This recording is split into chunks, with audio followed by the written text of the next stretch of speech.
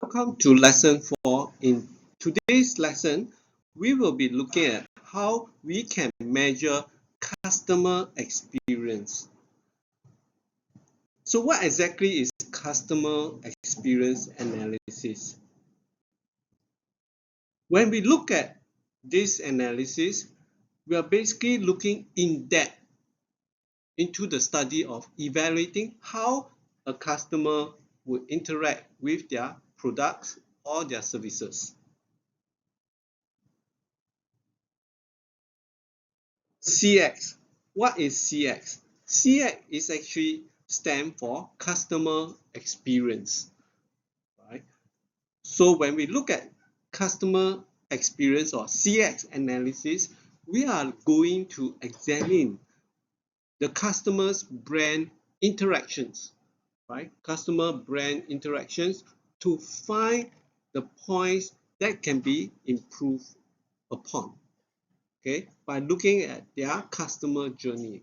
There are analyses that we want to look at the pain point to see how we can actually improve the customer's experience.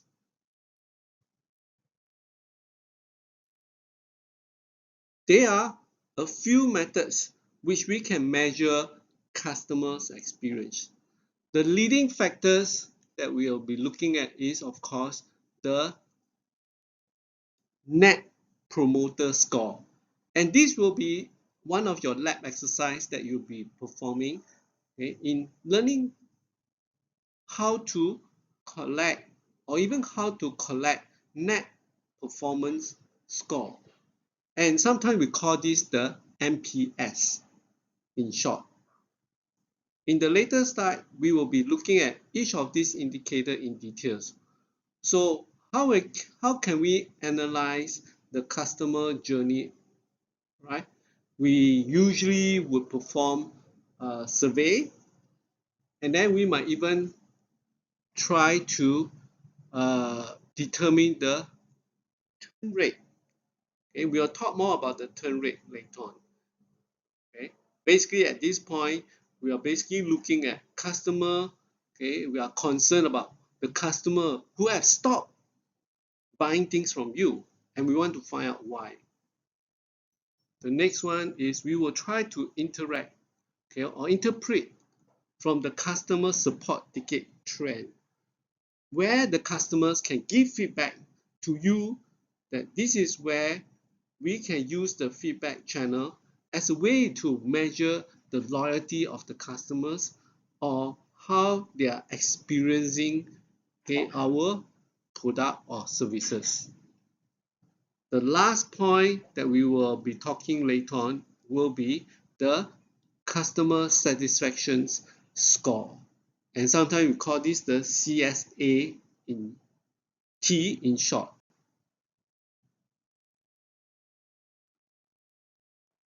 Right, now let's go back to the beginning where we talk about the Net Promoter Score. The first method in this is basically measuring to look at the survey, and you try to derive this NPS score. Usually in the survey, there is maybe on the scale of 10, like in this case, we give a scale on 10, okay, and to let people, okay, rate. And sometimes these are part of the common survey questions where we ask how likely is the customer going to refer your brand, right?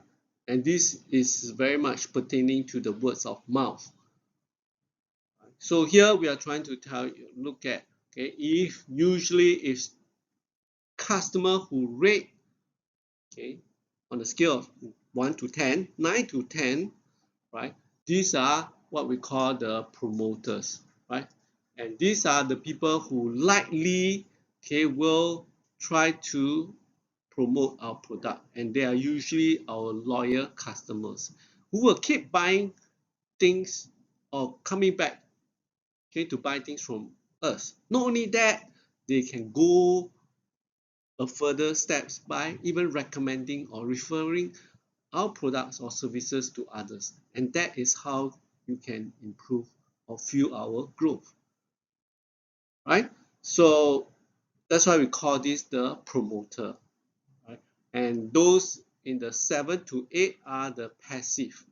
Okay, the passive, our passive customers, they are generally maybe somewhat satisfied with our product, okay, but they're not enthusiastic enough, and they are very vulnerable to competitive offering, which means that they might be able to sway easily to other brand, because of price, because of certain promotions or certain extra features, right? And of course, we have to take note of the people who give, okay, on the net promoter score, 1 to 6. And it's a big range. And usually we term these people as detractor, right?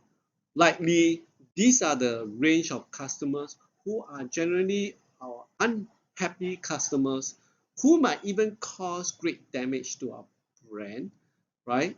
And worse, spread negative words of mouth, right? And these are the group of people that we also need to try to pay attention to, right? So we will have exercise on how to calculate this, but if you look at the formula over here, the NPS is basically the percentage of the green people, the customer who are give us or rate, right, rate the NPS score as 9 to 10, okay, and minus of the people, okay, who rate us 1 to 6.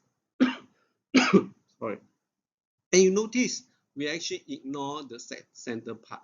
Okay, those people scoring passive, we actually can kind of ignore them because they are just passive, unlikely. Okay, they're going to promote, right? This score basically focus on people, the percentage of people who will actually recommend or promote our product, and that's why we have a we basically look at the 9 to 10 range. And of course, we try to minus off the number of detractors. Okay, so for example, let's say there are about we have 100 customers. Okay, let's say total we have 100 customers who done our survey, and 10 of them answer 9 to 10. Okay, and then we have about maybe 80%. Let's say 80 of these 100, they actually rate us 1 to 6, right? So we have the red one, which is 80, and then with the green one, we have 10. So we have 10 minus 80, right? And with that 10 minus 80, will become 70, right? 70%, okay, is how likely, and that is how likely that they will want to promote our brand. So since it's a negative 7, right, or 70%, negative 70, it means that unlikely this group of people who we survey, they're going to promote our brand, okay, and that will be a deep concern to most of us. The next way to measure customers' experience is through customer journey, by looking at the customer journey. If you recall, in our last lesson, we talked about mapping of the customers, okay, on their journey, and we map it from the start, starting with the awareness. Okay, so we are become aware of the product, and then they start to or aware of their needs, and they start their considerations, right? And they do research to do their purchase. Right? If the experience is good and if the retention is good, right, then they might go into advocacy stage where they might try to promote our product, or they're going to spread the bad things, or have some complaint, right? And in this diagram, okay, we are particularly like to pay more attention as you draw the customer journey we want you to basically draw out, okay, where are the areas that the customer has positive experience. Okay, so you put them. So if over here the customers has a happy journey, right, you put it above, right, which is the positive side. And then those, okay, that stages, okay, that you identify that they have a negative experience, you basically group them under the negative segment, okay, over here. So if you look at this diagram, it's very clear, okay, and straight away that you can tell where are the stages that you need to improve, right? So in this case, the be able uh, to take on the product issues as well as the response time to the customers, and to be able to address some of their uh, complaints that they might have, right? So this is where we can look at the pocket of areas where we can try to improve the customer's experience. The third way to measure the customer experience is by survey, right? Survey. So this is also the way that we try to understand the customer experience through either talking, okay, calling, or even talk to our customers, okay, through various ways, either face to face, over the phone, or through questionnaire or feedback form.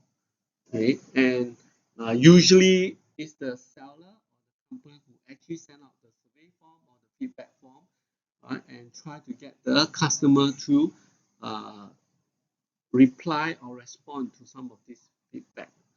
Okay, so it's very important to look at some of those survey, okay, and pick up, okay, the negative aspect, okay, of the survey, and see how uh, area of improvement as well as even follow-up actions, right?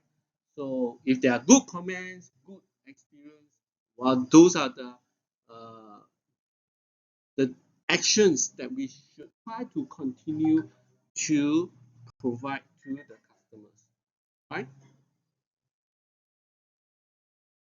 The fourth way is of measuring the customer's experience is by looking at the customer turn rate, right?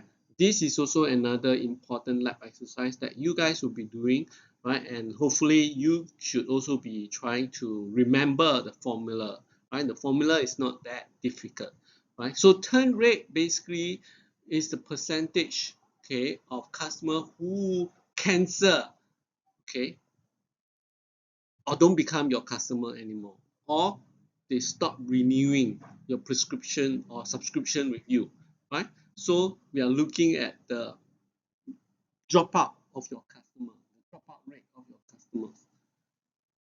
So so the formula basically is here. So the total number of customer loss during that period divided by the number of customers, okay, that you have at the beginning, right, over a period. So you really have to define a period that you have.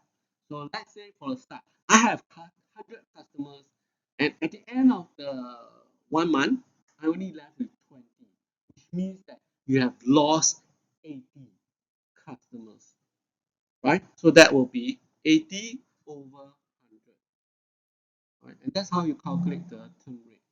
Of course, the higher the turn rate, it means that you have got more unhappy customers. The fifth way to measure customers' experience is through customer support ticket, right? And this could be gathered through a number of channels, through feedback, right? And of course, you don't expect all feedback are always positive. So be prepared for some negative or even neutral kind of feedback, right? So so we need to look at some of all this, right, and see where similarly we can improve on. So when we look at the customer support tickets, right, There are a couple of channels, as I mentioned. It could be through online review, right? Could be from mobile feedback. It could be from social media, right? And you come across some of their comments, okay, or the number of likes or dislikes, okay, and that's where you can try to gather more of this feedback, okay, channels. Customer satisfactions, okay, can sometimes be collected through also from tablet, okay, especially if you've gone to the toilet. Okay, sometimes you go to the toilet, you see a tablet or iPad that's on the wall, and they always got this rating, okay, of your experience of using the services, okay, using the restaurant, right? And they want you to rate them. And it's not so much of question and answers, but it's very straightforward. Either you give 5 star, 4 star, or 3 star, right? Like this. So this is also a very quick way to measure the customer satisfaction level as well as the sentiment, okay, of the customers uh, that have consumed your services.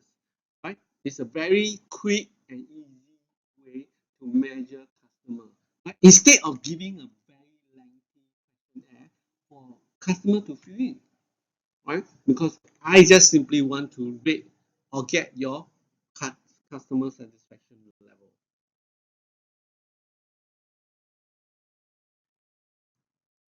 Right. So here we also have a couple of ways to measure the customer satisfaction level, right? So and of course, sometimes this customer satisfaction index, we call it the CSAT, right? And this will be also part of your calculation that you are required to know, right? So usually it also happens in most of our survey questions where we give a 5 point scales to that ask you please rate your satisfactions uh, about your company, about your product, services, okay, and usually this rating could be like very satisfied, somewhat satisfied, neutral, dissatisfied, very dissatisfied, right? So the five points scale. And sometimes you could include open-ended questions to allow people to tell you why you put very satisfied. And these are important and because you can look at their reasons, okay, and then that's where you can improve on, right? So very important to have that open-ended question, but you don't try to use that open-ended question that often, okay, that often. So I mean, at the end of the day, you want to provide a survey that is easy and quick to use, an easy way to get. Don't let the customers have a lengthy way to reply you, right, or even to do a survey, right? Nobody loves to do surveys, frankly. So customer satisfaction basically is trying to measure the positive response, right? It's different from just now what we call a turn rate, right? Where we are focusing on the customer who cancel order or stop being our customers. Here we try to measure the positive response, okay, by dividing the total number of response, okay, okay, of the positive response over the total number of response, and then of course the percentage. That's why we multiply by 100, right? So the key thing is we want to fix customers' pain, and that's why we are trying to find out all these customers and experience and how we can ultimately try to improve, okay, customer loyalties, right? So once you can address that, customer loyalty will come along, right?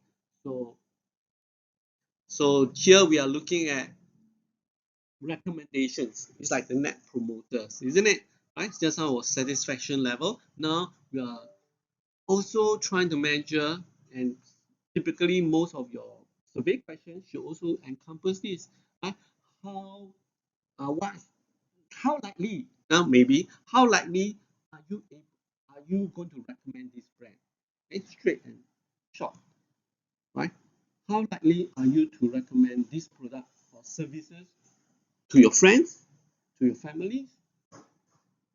And these are important as a form of similar to the net promoter score, right?